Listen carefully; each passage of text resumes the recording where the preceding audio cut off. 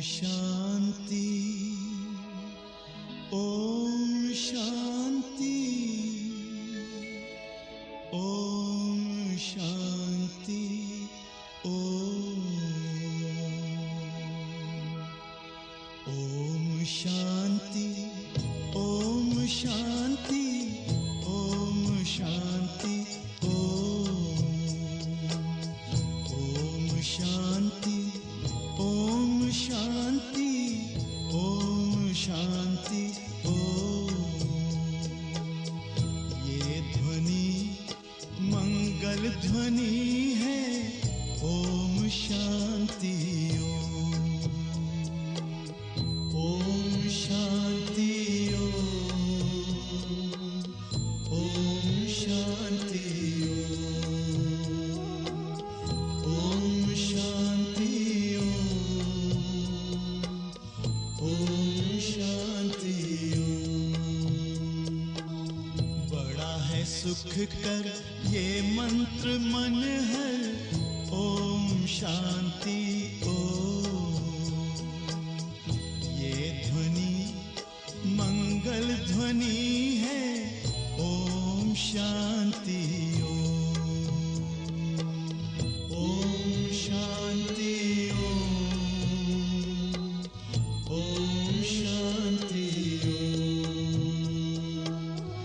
ओम शांति, ओम शांति। ओम शांति। 24 नवंबर 2021 प्रातः मुरली बाप दादा मधुबन।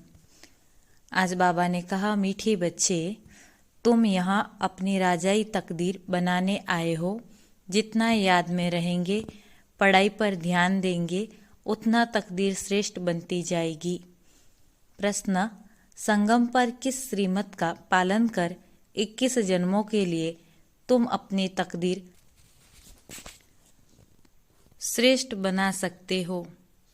उत्तर है, संगम पर बाबा की श्रीमत है, मीठे बच्चे निर्विकारी बनो, देही अभिमानी बनने का पूरा पूरा पुरुषार्थ करो, कभी कोई पाप कर्म नहीं करना तो 21 जन्मों के लिए तकदीर श्रेष्ठ बन जाएगी। गीत है, तकदीर जगा कर आई हूँ। ओम शांति। मीठे मीठे रूहानी बच्चों ने यह गीत सुना। अब इन 2 लाइन का अर्थ जिन्होंने समझा वह हाथ उठाए। यह किसने कहा, तकदीर जगा कर आई हूँ? आत्मा ने। सभी की आत्मा कहती है, मैं तकदीर बनाकर आई हूँ। कौन सी तकदीर? नई दुनिया में जाने की तकदीर। नई दुनिया है स्वर्ग, यह पुरानी दुनिया है नरक।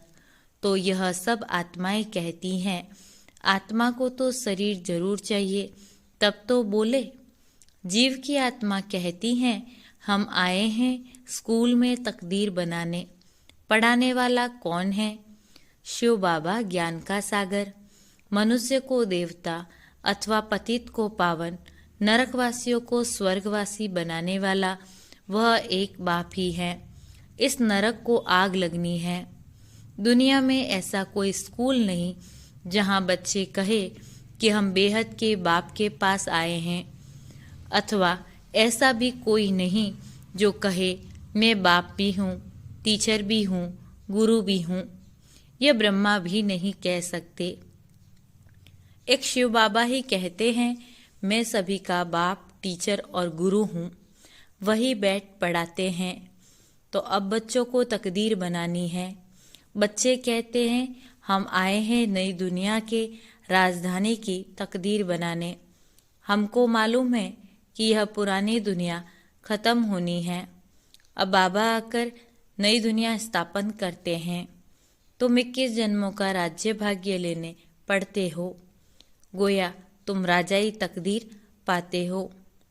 इस समय सारी दुनिया में भक्ति मार्ग है। यहाँ राजयोग सीखते हो तुम। यह गीत तो भल उन नाटक वालों का बनाया हुआ है, परंतु इसका अर्थ फिर समझाया जाता। जैसे बाप सभी वेदों शास्त्रों का सार बैठ समझाते हैं। इस समय सारी दुनिया में भक्ति है। सतयुग में भक्ति मंदिर आदि नहीं होते। तुमने आधा कल्प भक्ति की है। अब तो भगवान मिल गया। पहले पहले भारत में इन देवी देवताओं का राज्य था, फिर 84 जन्म लेते लेते तकदीर बिगड़ गई। अब फिर से तकदीर बनानी है। बाप आए हैं तकदीर बनाने। बच्चों को कहते हैं मुझे याद करो, तुम बहुत ही पाप आत्मा बन पड़े हो। पहले पहले भक्ति की जाती है शिव बाबा की, वह है अव्यभिचारी भक्ति। फिर भक्ति भी व्यभिचारी होती जाती। तो बच्चों को पहले पहले यह निश्चय होना चाहिए, जिसको भगवान कहा जाता है वह हमको पढ़ाते हैं। उनको कोई शरीर नहीं है, वह इस शरीर में बैठ बोलते हैं। जैसे तुम्हारी आत्मा इस शरीर में आने से बोलने लगती है। कभी कभी मनुष्य मर जाते हैं, फिर जब शमशान में ले जाते हैं तो आधे में सुरपुर करने लग पड़ते। ऐसे आत्मा चली गई फिर आई, ये नहीं है। आत्मा बिल्कुल सूक्ष्म है ना, तो कहाँ छिप गई। ऐसे कहेंगे अनकॉन्शियस हो गए, बेहोश हो गए, किसको पता नहीं पड़ा। ऐसे कभी कभी हो जाता है। चिता से जाग पड़ते हैं, फिर उनको उठा लेते, तो यह क्या हुआ, आत्मा कहाँ छिप गई, फिर अपने ठिकाने आ गई। आत्मा नहीं है तो शरीर एकदम मुर्दा हो जाता। तो आत्माओं का देश है परम धाम। तुम जानते हो हम वहाँ उस घर के रहने वाले थे। पहले पहले हम आत्मा घर से आए सतयुग में। भारतवासी जो देवी देवता थे वही आए होंगे। वास्तव में जो जो धर्म स्थापन करते हैं पिछाड़ी तक कायम रहते हैं। बुद्ध का धर्म कायम है, क्राइस्ट का धर्म कायम है। फिर देवी देवता धर्म वाले जो राज्य करते थे उनका नाम ही गुम है। कोई भी नहीं है जो अपने को देवी देवता धर्म का कहलाता हो। बाबा समझाते हैं भारतवासी अपने धर्म को भूल गए हैं। हमारा ग्रस्त धर्म पवित्र था, संपूर्ण निर्विकारी महाराजा महारानी का राज्य था। उन्हों को कहते हैं भगवती लक्ष्मी और भगवान नारायण। वास्तव में बाबा कहते भगवान एक ही है, उनको ज्ञान का सागर कहा जाता। इन लक्ष्मी नारायण में कोई ज्ञान नहीं है।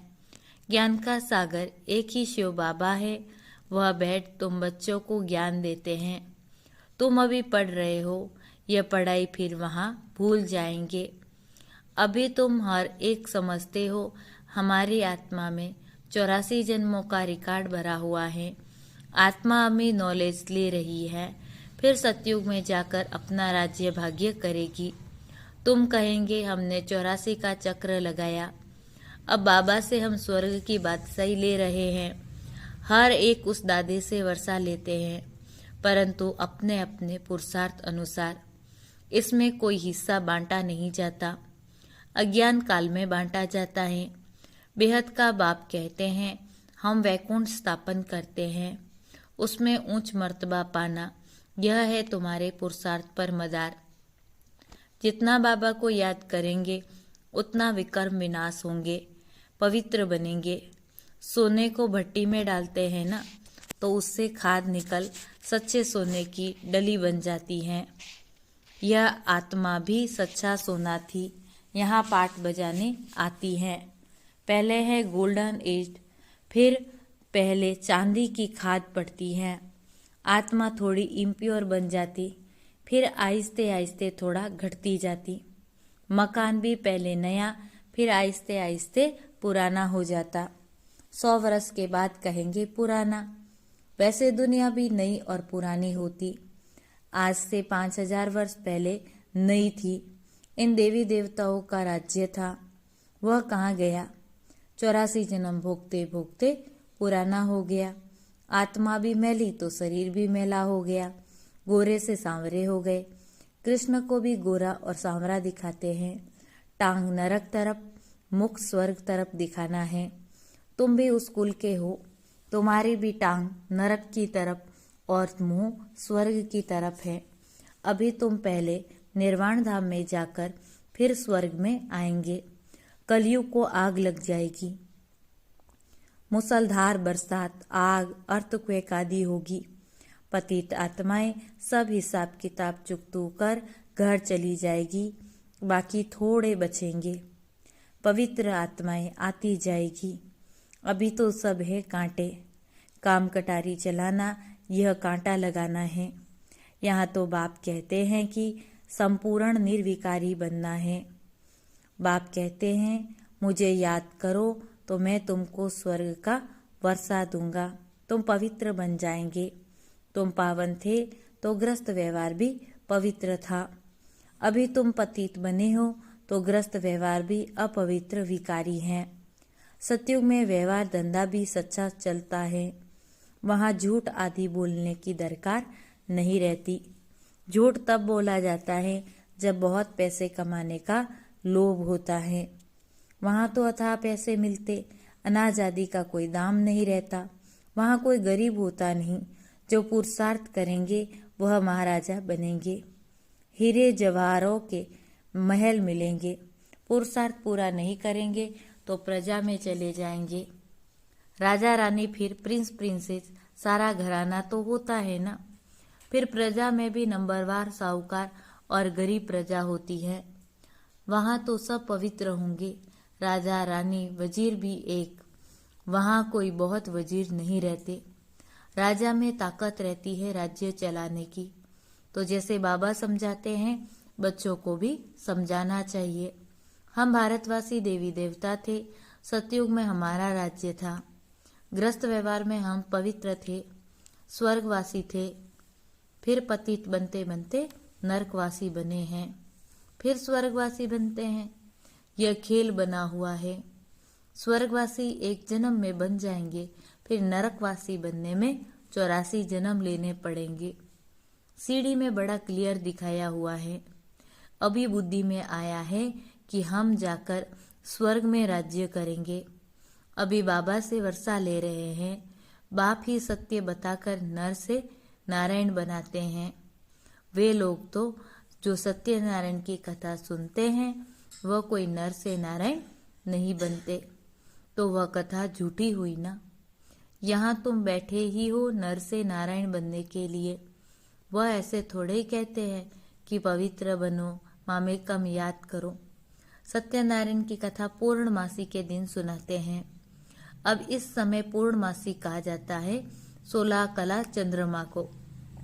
जब पिछाड़ी होती है तब चंद्रमा की लकीर जाकर रहती है, जिसको अमावस कहते हैं। अमावस माना अंधियारी रात।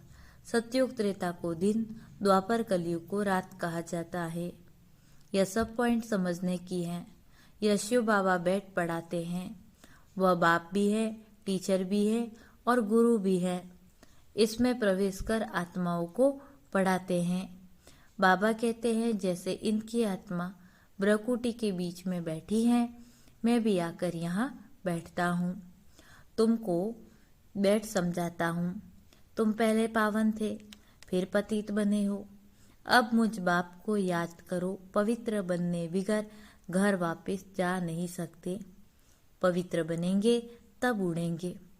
सब पुकारते भी हैं, हे पतित पावन आओ, पावन बनाओ, तब हम उड़े, अपने घर मुक्ति धाम में जाए। वह है हम आत्माओं का घर। पतित घर जा नहीं सकते। जो अच्छी रीति शिक्षा को धारण करेंगे तो जल्दी स्वर्ग में आएंगे, नहीं तो देरी से आएंगे। नए मकान में आना चाहिए ना। नए मकान में मजा है ना। पहले पहले सतयुग में आना चाहिए। मम्मा बाबा सतयुग में जाते हैं, हम फिर देरी से क्यों जावे। तुम भी फॉलो फादर करो। बाप को याद करते रहो। कोई बात में तकलीफ होती है तो शिव बाबा से पूछो। श्रीमत से श्रेष्ठ बनेंगे। पुरानी दुनिया में 5 विकारों रूपी रावण की मत पर चलते आए हो। पहले पहले है देह अभिमान। अभी तुम बच्चों को देही अभिमानी बनना है। मैं आत्मा परम धाम से रहने वाली हूँ, उसको शांति धाम कहा जाता है। ऐसी ऐसी बातें दूसरा कोई समझा न सके। बाबा ही समझाते हैं। तुम्हारी आत्मा इन आर्गन्स से सुनती है। सतयुग में कभी शरीर खराब होता नहीं। यहाँ तो बैठे बैठे अकाले मृत्यु हो जाती है। सतयुग में ऐसी कोई बात होती नहीं। उसको कहा ही जाता है हेवन, स्वर्ग, पैराडाइज। फिर हम चक्र लगाकर पुनर्जन्म लेते लेते 84 का चक्र पूरा किया है। फिर बाबा आकर बच्चों को स्वर्ग का लायक बनाते हैं। अभी तुम नई दुनिया के लायक बने हो। अभी तो नरक में है। अभी तुम आए हो नरकवासी से स्वर्गवासी बनने की तकदीर बनाने के लिए। कहते हैं हम शिव बाबा के पास आए हैं तकदीर बनाने। कलप कलप हर 5000 वर्ष के बाद हम तकदीर बनाते हैं। हम स्वर्गवासी बनते हैं, फिर रावण राज्य शुरू होने से हम विकारी बन जाते। अभी सब विकारी पतित है, तब आप आकर नई दुनिया स्थापन करते हैं। नई दुनिया में सिर्फ तुम बच्चे ही होंगे, बाकी सब शांति धाम में चले जाएंगे। ऊपर में आत्माओं का झाड़ है, फिर अपने अपने समय पर आएंगे। जब हमारा राज्य होगा तो वहाँ और कोई धर्म वाले नहीं होंगे। फिर द्वापर में रावण राज्य शुरू होगा। यह सब बातें अच्छी रीति धारण करनी है। यहाँ नरकवासी से स्वर्गवासी बनना है। नरकवासी मनुष्य को असुर, स्वर्गवासी मनुष्य को देवता कहा जाता है। अब सभी आसुरी स्वभाव वाले हैं। बाप बैठ पुरुषार्थ कराते। बाबा कहते हैं पवित्र बनो, हर बात में पूछते रहो। कोई पूछते हैं कि बाबा धंधे में झूठ बोलना पड़ता है, झूठ बोलने से थोड़ा पाप बनेगा। वह फिर बाबा को याद करते रहेंगे तो पाप कट जाएंगे।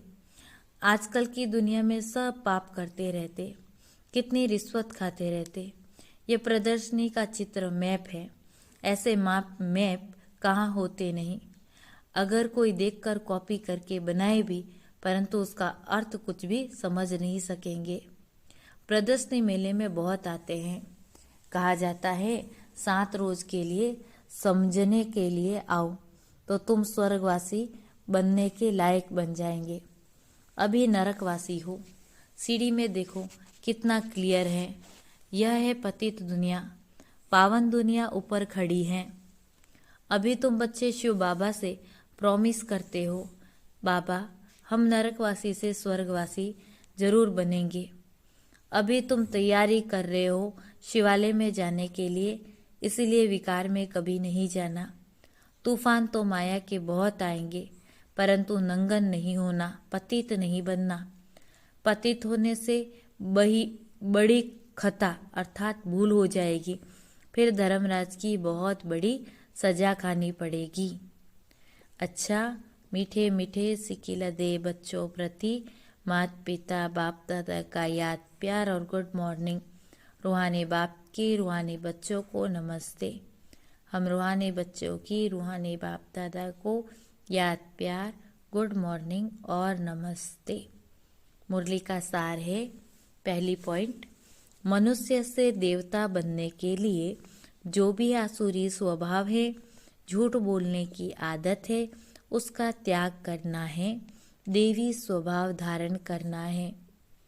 दूसरा, घर चलने के लिए पवित्र जरूर बनना है। माया के तूफान आते भी कर्मेंद्रियों से कभी कोई विकर्म नहीं करना। वरदान, सच्ची लगन के आधार पर और संग तोड़ एक संग जोड़ने वाले संपूर्ण वफादार भव। संपूर्ण वफादार उन्हें कहा जाता है जिनके संकल्प व स्वप्न में सिवाय बाप के और बाप के कर्तव्य व महिमा के, बाबा के ज्ञान के और कुछ दिखाई न दे। एक बाप दूसरा न कोई। बुद्धि की लगन सदा एक संग रहे तो अनेक संग का रंग लग नहीं सकता। इसीलिए पहला वायदा है और संग तोड़ एक संग जोड़। इस वायदे को निभाना अर्थात संपूर्ण वफादार बनना। स्लोगन है, सत्यता की स्वस्थिति परिस्थितियों में भी संपूर्ण बना देगी। सत्यता की स्वस्थिति परिस्थितियों में भी संपूर्ण बना देगी। ओम शांति।